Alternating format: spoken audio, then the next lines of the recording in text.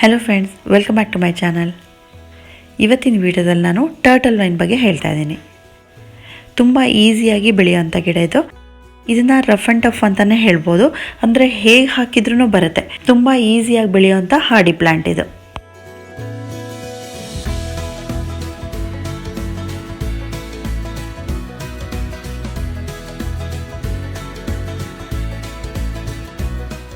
ಈ turtle ವೈನಲ್ಲಿ 2 variety ಬರುತ್ತೆ. ಒಂದು ಈ ರೀತಿ ಗ್ರೀನ್ ಆಗಿರುತ್ತೆ, ಇನ್ನೊಂದು ಪರ್ಪಲ್ ಕಲರಲ್ಲಿರುತ್ತೆ. ಪರ್ಪಲ್ ಕಲರ್ದು ಎಲೆಗಳು ಸ್ವಲ್ಪ ರೌಂಡ್ ಆಗಿರುತ್ತೆ, ಗ್ರೀನ್ ಕಲರಲ್ಲಿ ಎಲೆಗಳು ಸ್ವಲ್ಪ ಉದ್ದ ಇರುತ್ತೆ. ಗ್ರೀನ್ ಆಗಿರ್ಬೋದು, ಪರ್ಪಲ್ ಆಗಿರ್ಬೋದು, ಎರಡಕ್ಕೂ ಒಂದೇ ರೀತಿ ಕೇರ್ ತೊಗೊಳ್ಳೋದಿರುತ್ತೆ. ಪಾಟಿಂಗ್ ಮಿಕ್ಸ್ ಆಗಿರ್ಬೋದು, ನೀರು, ಸನ್ಲೈಟ್ ಎಲ್ಲ ಒಂದೇ ರೀತಿ ಇರುತ್ತೆ.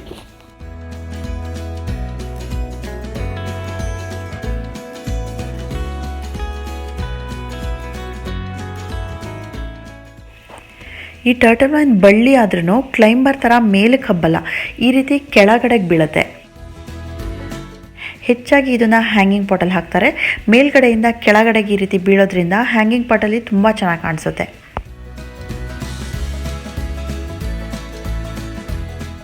ಈ ಗಿಡಕ್ಕೆ ಡೈರೆಕ್ಟ್ ಸನ್ಲೈಟ್ ಬೀಳಬಾರ್ದು, ನೇರಳಿರಬೇಕು. ಹಾಗಂತ ಇಂಡೋರಲ್ಲಿ ಬೆಳೆಸೋಕ್ಕೂ ಆಗಲ್ಲ, ಇಂಡೋರಲ್ಲಿ ಚೆನ್ನಾಗಿ ಬರಲ್ಲ.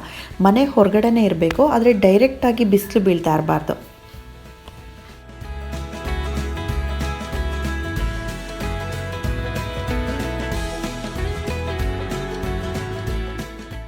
ಈ ಗಿಡಕ್ಕೆ ಡೈರೆಕ್ಟ್ ಸನ್ಲೈಟ್ ಎಲ್ಲೆಲ್ಲಿ ಬೀಳ್ತಾ ಇದೆ ಅಲ್ಲೆಲ್ಲ ಎಲೆಗಳೆಲ್ಲ ನೋಡಿ ಈ ರೀತಿ ಬರ್ನ್ ಆದಂಗಾಗಿದೆ. ಎಲ್ಲ ಎಲೆಗಳು ಬ್ರೌನ್ ಆಗಿದೆ. ಇನ್ನೊಂದು ಸೈಡ್ ತಿರುಗಿಸ್ತೀನಿ. ಆ ಸೈಡು ನೆರಳಿರುತ್ತೆ, ನೆರಳಿರೋ ಕಡೆ ಎಲೆಗಳು ಸ್ವಲ್ಪ ಗ್ರೀನ್ ಆಗಿರುತ್ತೆ.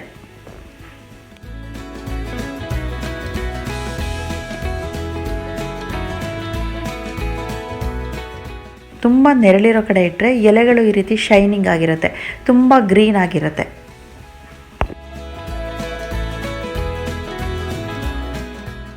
ಈ ಟರ್ಟಲ್ ವೈನ್ಗೆ ನೀರಿನ ಬಗ್ಗೆ ಹೇಳೋದಾದರೆ ತುಂಬ ಮಾಯ್ಶ್ಚರ್ನ ಇಷ್ಟಪಡೋ ಅಂಥ ಗಿಡ ಇದು. ಹಾಗಾಗಿ ಮಳೆಗಾಲದಲ್ಲಿ ತುಂಬ ಚೆನ್ನಾಗಿ ಗ್ರೋ ಆಗುತ್ತೆ. ಮಣ್ಣು ಪೂರ್ತಿ ಡ್ರೈ ಆಗೋ ತನಕ ವೆಯ್ಟ್ ಮಾಡಬೇಡಿ. ಮಣ್ಣು ಪೂರ್ತಿ ಡ್ರೈ ಆದರೆ ಬಳ್ಳಿ ಒಣಗ್ತಾ ಬರುತ್ತೆ. ಅಷ್ಟರೊಳಗೆ ನೋಡಿ ನೀವು ನೀರು ಹಾಕೋಬೇಕು. ನೀರು ತುಂಬ ಜಾಸ್ತಿ ಆದರೂ ಕೂಡ ಈ ಗಿಡಕ್ಕೆ ಏನೂ ಪ್ರಾಬ್ಲಮ್ ಆಗಲ್ಲ.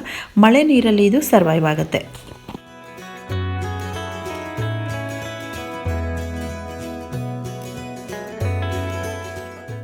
ಈ ಗಿಡಕ್ಕೆ ಪಾಟಿಂಗ್ ಮಿಕ್ಸ್ ಹೇಗೆ ತೊಗೋಬೇಕು ಅಂದರೆ ಕೋಕೋಪೀಟ್ನ ಜಾಸ್ತಿ ಹಾಕೊಂಡ್ರೆ ತುಂಬ ಚೆನ್ನಾಗಿ ಗ್ರೋ ಆಗುತ್ತೆ. ಕಾಂಪೋಸ್ಟ್ ನೀವು ತುಂಬ ಕಡಿಮೆ ತೊಗೊಂಡ್ರೂ ನಡೆಯುತ್ತೆ. ಕೋಕೋಪೀಟ್ ಮಾಯ್ಶ್ಚರ್ನ ಹಿಡಿದಿಟ್ಕೊಳ್ಳೋದ್ರಿಂದ ನೀವು ಕೋಕೋಪೀಟ್ನ ಜಾಸ್ತಿ ಹಾಕೊಂಡ್ರೆ ಒಳ್ಳೆಯದು. ಈ ಗಿಡಕ್ಕೆ ಯಾವಾಗಲೂ ಫರ್ಟಿಲೈಸರ್ ಕೊಡಬೇಕಾಗಿಲ್ಲ. 3 ರಿಂದ 4 ತಿಂಗಳಿಗೆ ಒಂದು ಸಲ ನೀವು ಯಾವುದು ಆರ್ಗ್ಯಾನಿಕ್ ಫರ್ಟಿಲೈಸರ್ನ ಕೊಡ್ತೀರಾ ಅದನ್ನೇ ಒಂದಿನ ಇಡೀ ನೀರಲ್ಲಿ ನೆನೆಸ್ಬಿಟ್ಟು ನೆಕ್ಸ್ಟ್ ಡೇ ಹಾಕ್ಬೋದು.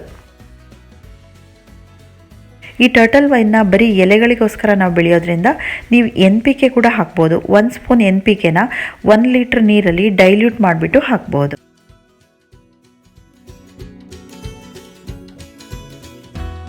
ಇದನ್ನು ಒಂದು ಚಿಕ್ಕ ಕಟ್ಟಿಂಗಿಂದನೂ ಎಷ್ಟು ಈಸಿಯಾಗಿ ಬೆಳೆಸ್ಬೋದು ಅಂತ ತೋರಿಸ್ತೀನಿ ಇವಾಗ. ಈ ಬಳ್ಳಿನ ಟರ್ನ್ ಮಾಡಿ ನೋಡಿದಾಗ ಅದರಲ್ಲಿ ಚಿಕ್ಕ ಚಿಕ್ಕ ರೂಟ್ಸ್ ನಿಮಗೆ ಕಾಣಿಸ್ತಾ ಇರಬೇಕಲ್ಲ. ಮನಿ ಪ್ಲ್ಯಾಂಟಲ್ಲಿ ಇರುತ್ತಲ್ಲ, ಒಂದೊಂದು ನೋಡ್ಸಲ್ಲೂ ರೂಟ್ಸ್ ಇರುತ್ತಲ್ಲ, ಅದೇ ರೀತಿ ಇದರಲ್ಲಿ ಕೂಡ ತುಂಬ ಚಿಕ್ಕದಾಗಿರುತ್ತೆ. ಈ ಟರ್ಟಲ್ ವೈನ್ ಬೆಳೆಯೋದಕ್ಕೆ ಈ ರೀತಿ ಒಂದು ಸಣ್ಣ ಕಟ್ಟಿಂಗ್ ಇದ್ರೂ ಸಾಕು.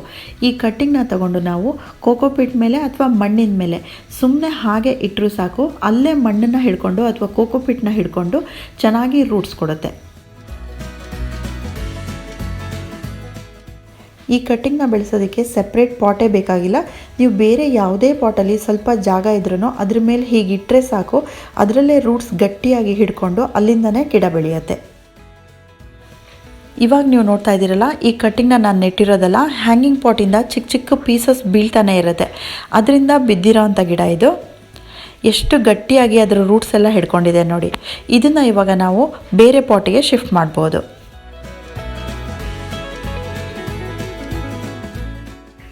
ಈ ಟರ್ಟಲ್ ವೈನ್ ಬೆಳೆಯೋದಕ್ಕೆ ನೀವು ಯಾವ ರೀತಿ ಪಾಟ್ ಬೇಕಾದರೂ ತೊಗೋಬೋದು.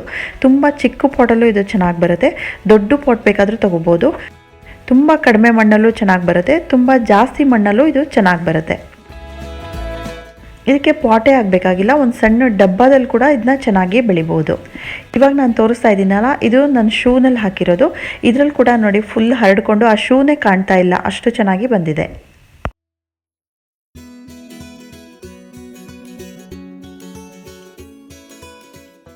ಈ ಟರ್ಟಲ್ ವೈನ್ ಮೇಲೆ ತುಂಬ ಎಕ್ಸ್ಪೆರಿಮೆಂಟ್ ಮಾಡ್ಬೋದು. ಗಾರ್ಡನಿಂಗಲ್ಲಿ ಕ್ರಿಯೇಟಿವ್ ಆಗಿ ನೀವು ಹೇಗೆ ಬೇಕಾದರೂ ಇದನ್ನ ಯೂಸ್ ಮಾಡ್ಕೋಬೋದು.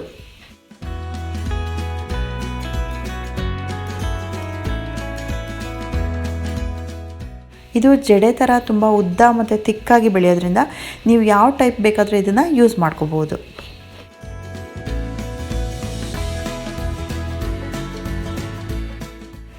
ವಿಂಟರ್ ಸೀಸನಲ್ಲಿ ಈ ಗಿಡ ಸ್ವಲ್ಪ ಡಲ್ ಆಗಿರುತ್ತೆ, ತುಂಬ ಸ್ಲೋ ಆಗಿ ಗ್ರೋ ಆಗುತ್ತೆ.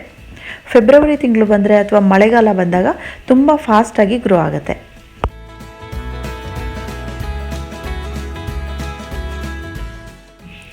ಈ ಟರ್ಟಲ್ ವೈನ್ ಗಿಡದ ಬಗ್ಗೆ ಜಾಸ್ತಿ ಕೇರ್ ತೊಗೊಳ್ಳೋದಿರಲ್ಲ.